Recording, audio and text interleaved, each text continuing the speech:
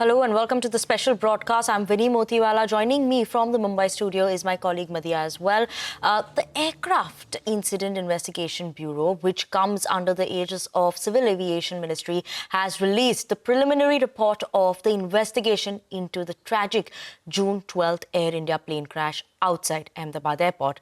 241 out of the 242 people on board died in the crash. As per the preliminary report, which was released in the early hours today, the fuel control switches transitioned from run to cut-off position within a second of each other, moments after liftoff.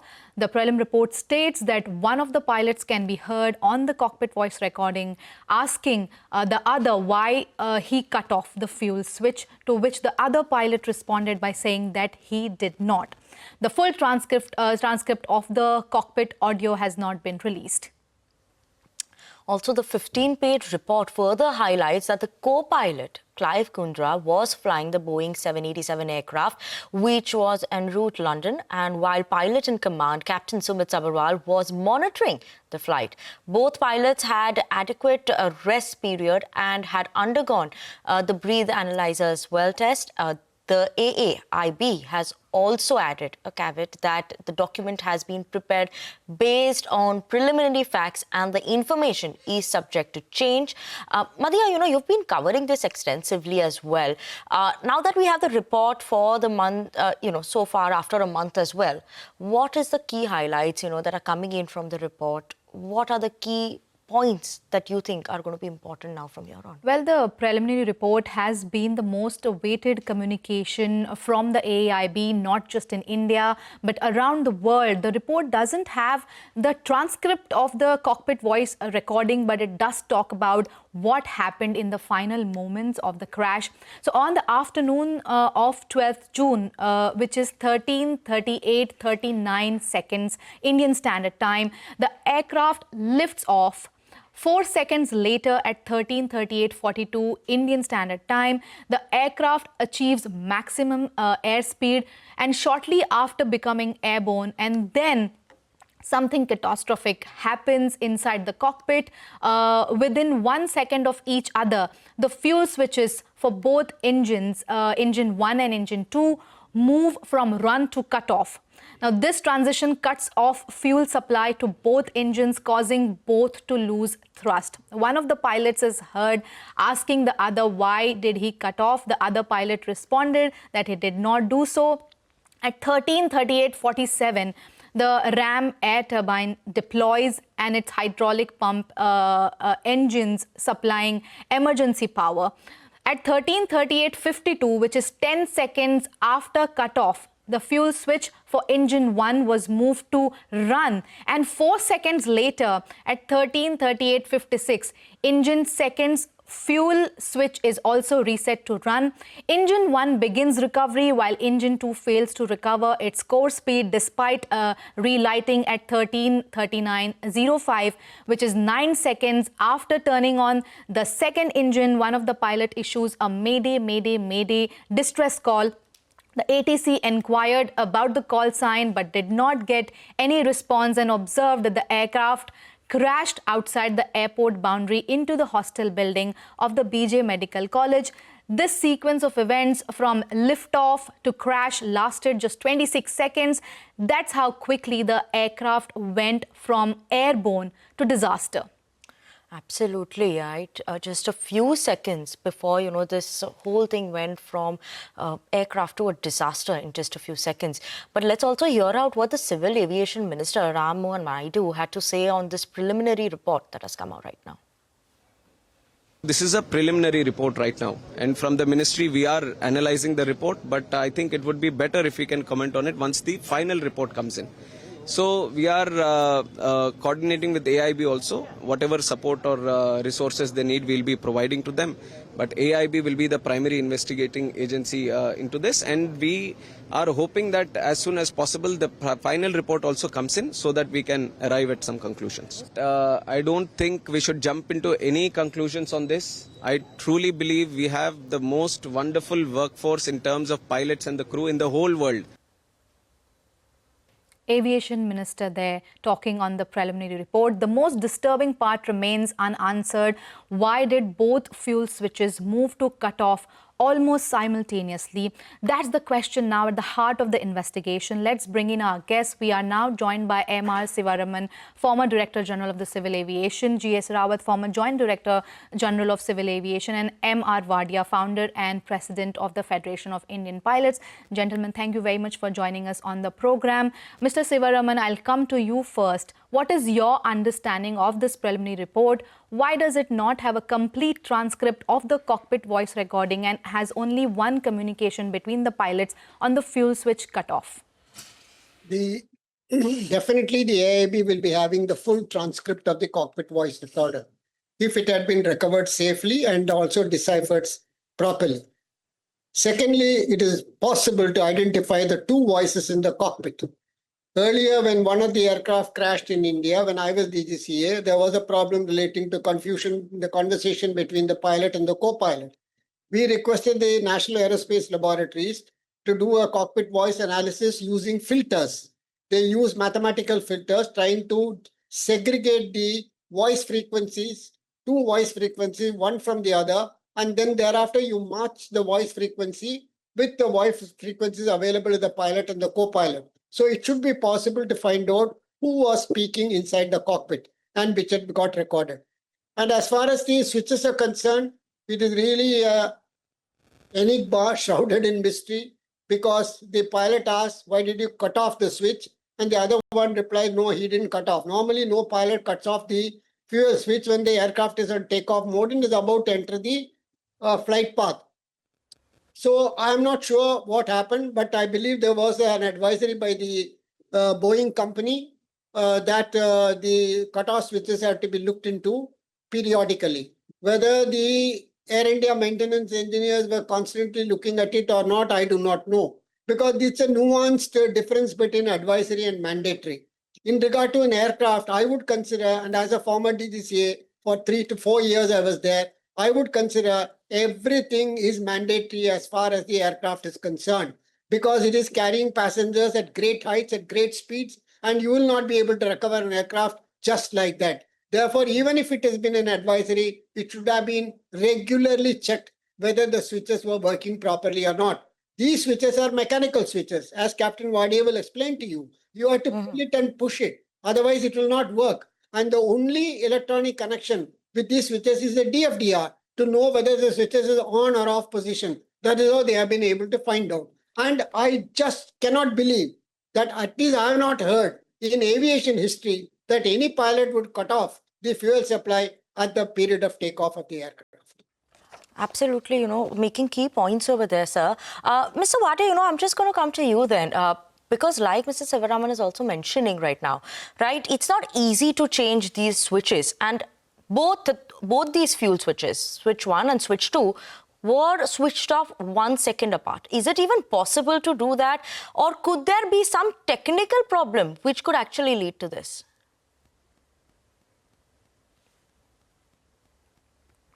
Mr. Wadia? Oh, so sorry for me. Right. First of all, let me clarify this once and for all about the switches, because this is what is causing a lot of confusion. And what you have indicated also gives an impression to the viewers that the switches were switched off. That is not true at all. As Mr. Sivaraman explained to you, immediately after takeoff, it is just not conceivable for any pilot to put the fuel switches off immediately after takeoff. So first of all, that has not happened. But why did this confusion has happened? Because later on, were these switches touched by the pilots? Yes, they were touched by the pilots. How and why? Why? First, let me get to the core of what happens immediately after takeoff. During the takeoff, everything is fine and normal. All the configuration of the aircraft are correctly positioned, all the weight, balance, everything was perfectly okay. Now, I'm going into a little technicality as to why things happen. You have something called the squat switch on an aircraft. When the aircraft is on the ground, that squat switch gives indication to all the other parameters in the computers of the aircraft that the aircraft is sitting on the ground. It is not airborne. However, when the aircraft nose wheel is gone up, the oleo is extended, the squat switch is extended. And that gives an indication to all the systems in the aircraft that now the aircraft is airborne and not on the ground. So this period of time, whether it was 3 to 5 seconds, something transition has happened at this point in time. Now, the point is, yes, the fuel has been cut off from both the engines. Yes, both the engines are failed. But you should not get the impression that it has failed because the pilots have switched off the fuel levers. No, that is not possible and not likely at all. But when the pilots did realize that the engines had switched off, it's a normal practice and a normal training also for him to try and relight that flamed out engine. So what the pilots have done is switched off this, and it's not a normal switch like a household switch. It is a fail switch which requires a positive action from the pilot to remove the guard or make it in a way so that the switch is put off and put on again. And as soon as he does that, we find from the results of the DFDR also that there is some ignition that has taken place. Some fuel has been given to the number 1 engine. It is too late for the number 2 engine also. And because the aircraft is already so low on the ground, and there's no time for the engines to pick up. See, under normal circumstances also, from a 0 revolution for any big engine, it takes about 8 to 10 seconds for the engines to rev up. So even if the engine had started revving up at this stage of time, it would still take a long time for the engines to rev up. So the engine did not have time to rev up enough, and the aircraft was so low that it went and crashed into the buildings that were in front. But so do not let's confuse that the engines failed because the pilots put off the switches. No, that's not true at all. In fact, the other way around. Because it failed, the pilots did the switches to try and reignite the engines. Right. Thank you, Mr. Wadia.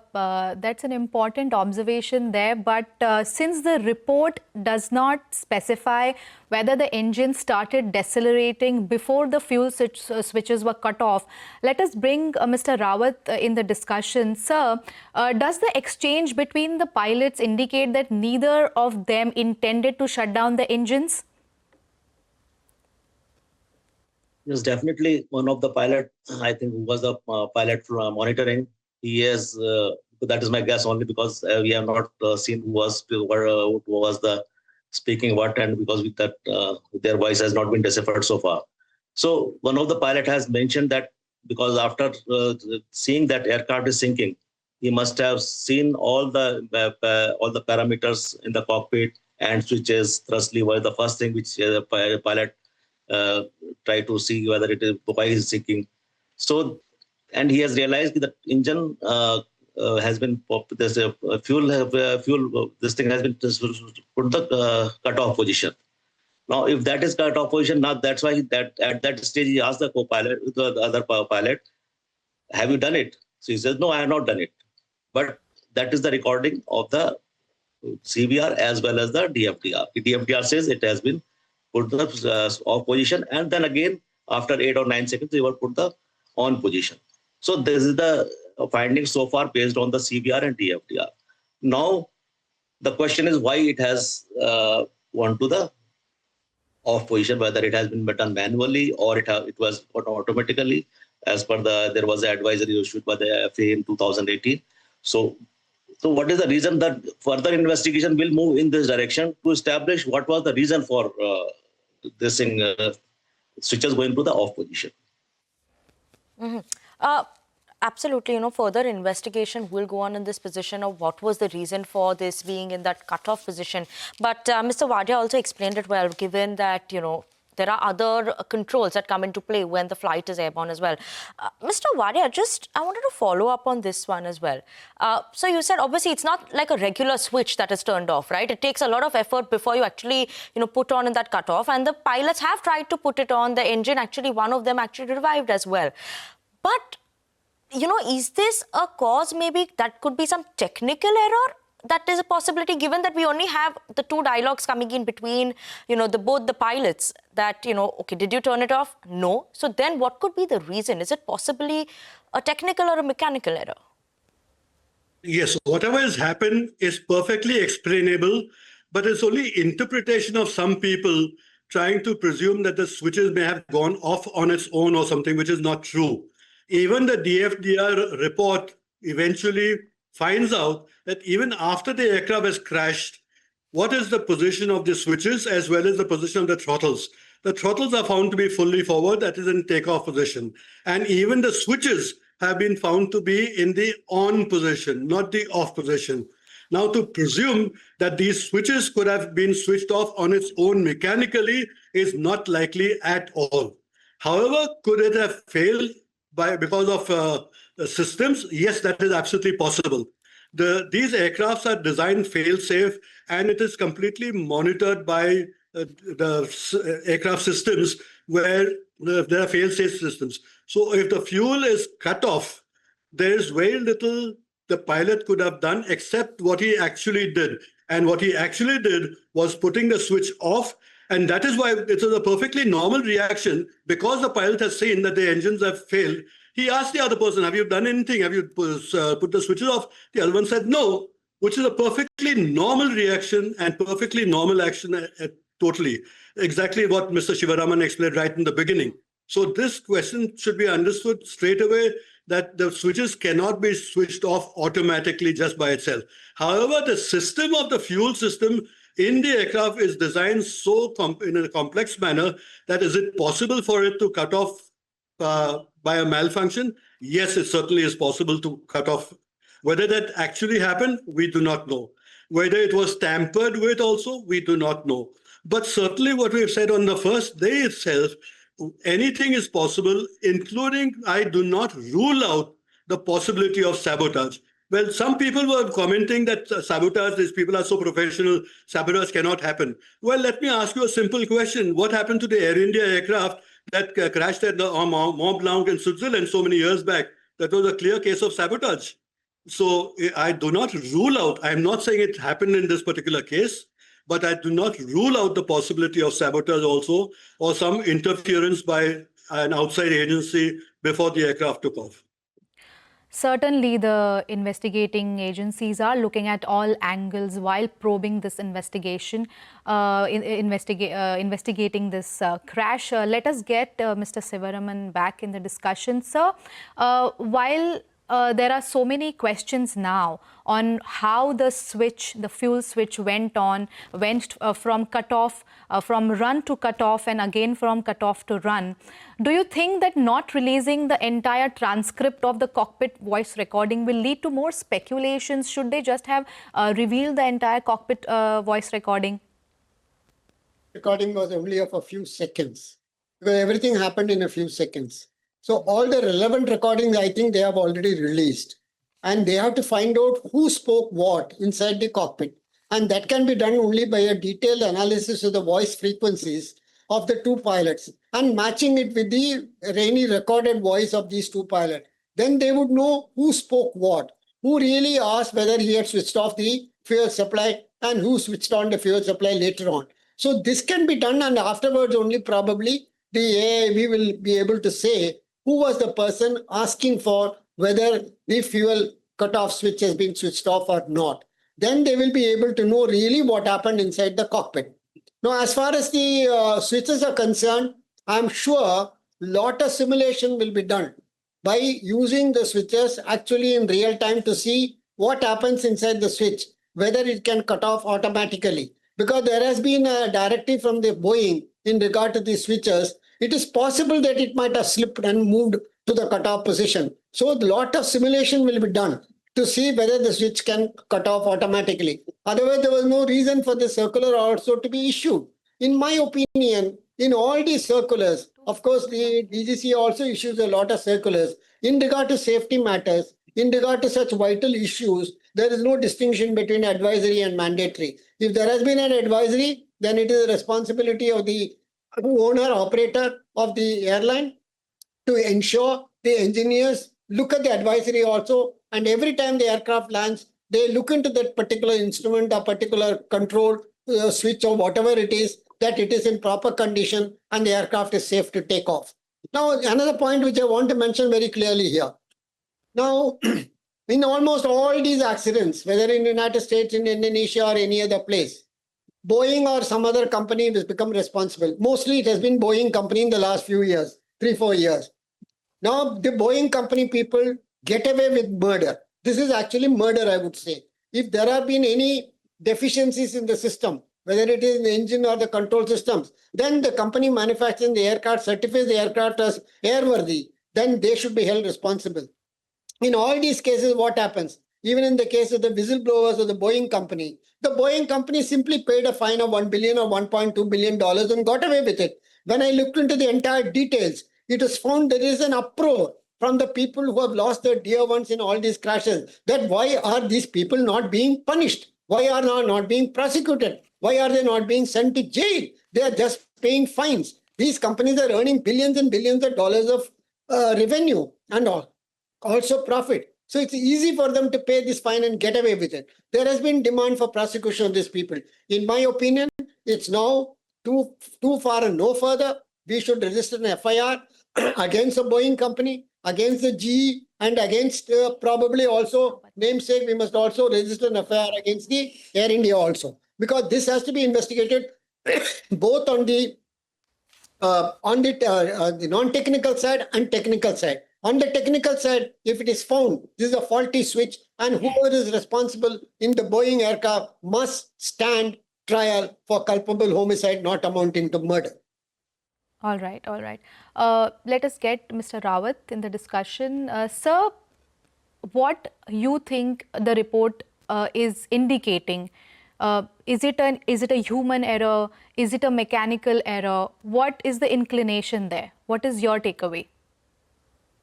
We have discussed this. Captain Wadia has also said about it, that now the one factual position is that this switches were changed from one position to another position.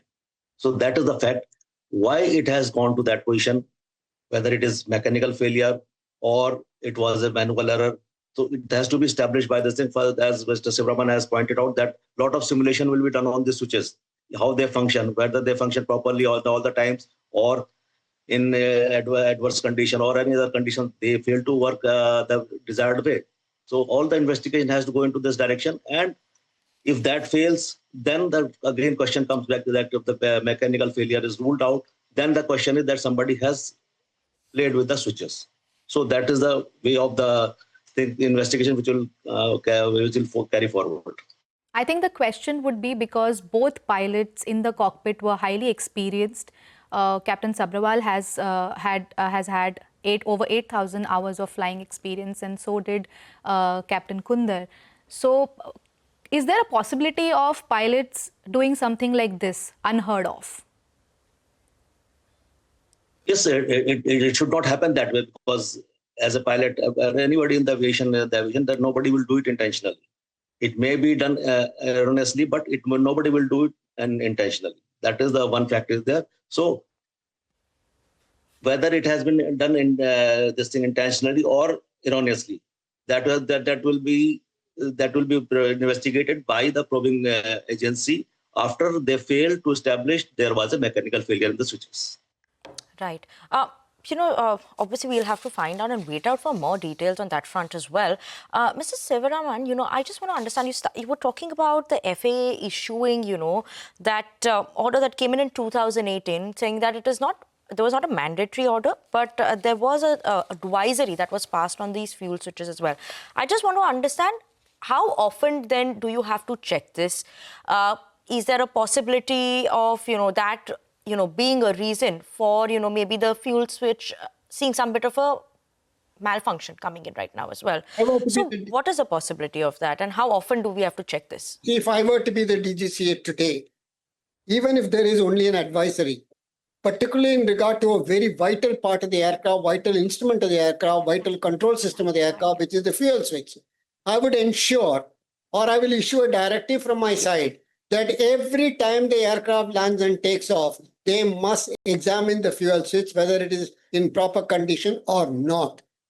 Even if there is a slight doubt in regard to this, it's a vital instrument, vital control system of the aircraft. And if that goes bad, the whole aircraft will fall and fail. So in this case, it has happened. Whether it is by I don't think there has been any pilot interference in this matter, as Wadia said. because I don't think any pilot will take the effort of putting the switch off when he's just taking off. It's impossible to imagine that situation. Okay. Captain Wadia, just a word. How quickly, can you tell us in terms of the word coming in that is there a backup for this as well, right? If this fuel switch is something goes wrong, there's a malfunction, is there a backup that is available? See, first of all, as Mr. Sivaraman explained, and I think this needs proper explanation and understanding. These fuel switches are not like your home switches where you put a switch off and the power goes off suddenly. These are fail-safe switches. It has double action.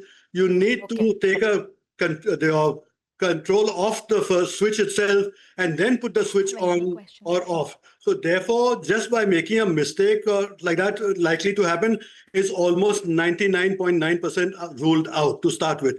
So I don't think the switch could have just fallen off. Is it humanly possible? Anything is humanly possible. The most eminent doctors make mistakes, they are human errors. The most brilliant judges make mistakes, they're human errors.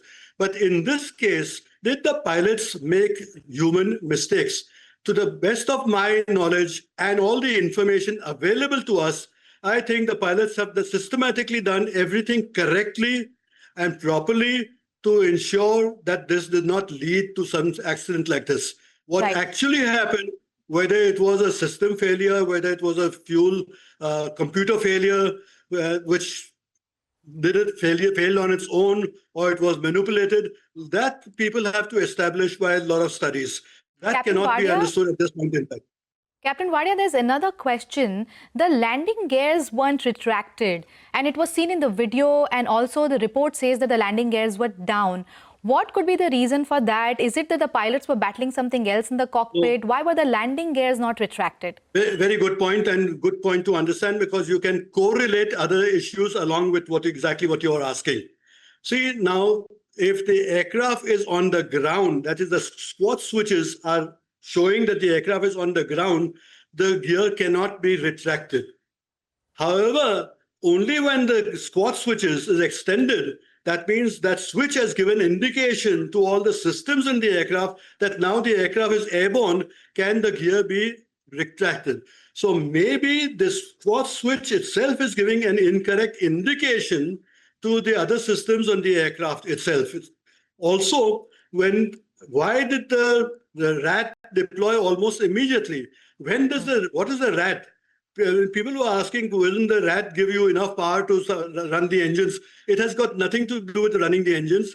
This RAT is designed only as an additional backup in case of electrical failures and hydraulic failures for the system information, extra information. It has got nothing to do with the power. So the very fact that you asked this question as to why the gear was not, it is correlated with other evidence which is also available, like the RAT coming out, etc., etc.